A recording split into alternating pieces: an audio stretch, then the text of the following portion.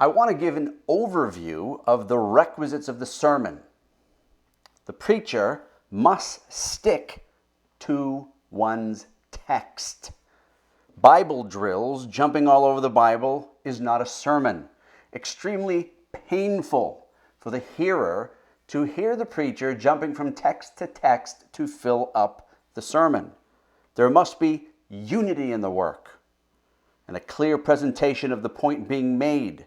There must be a point to the sermon, and the point must be made exceedingly clear and extremely precise. The sermon should have an evangelical tone, proclaiming the gospel in mercy and in truth. And the sermon should be prevalently evangelical in that way. That doesn't mean that it's solely a salvation message at every turn. Sometimes you go into a church and all you hear on Sunday morning is a salvation message. Come to Jesus, come to Jesus, come to Jesus, and there's nothing else. That is common by unskilled heralds or messengers, unskilled preachers who are shallow in their depth of scriptural information.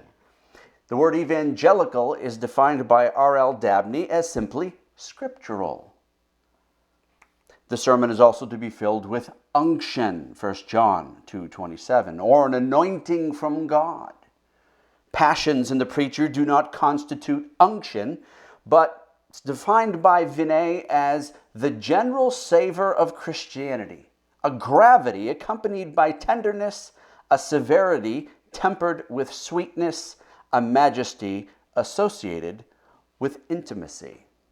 Unction is gravity and warmth united together. Vinay says, movement in a sermon is the royal virtue of style. Movement has two elements, the logical or didactic and the emotive. This is appealing to the heart through the head.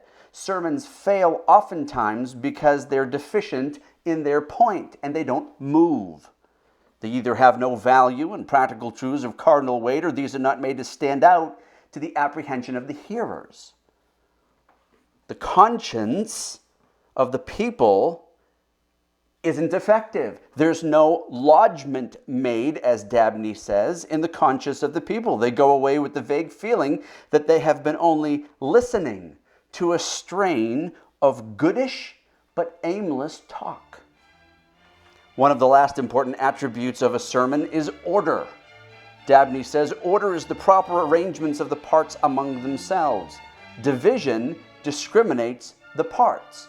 Division, therefore, bears to order the relation of means to the end. We divide in order that we might arrange.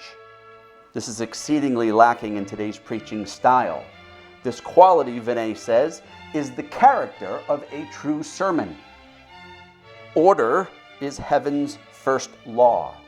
Order allows for recollection of both the speaker and what he said in the mind of the hearer.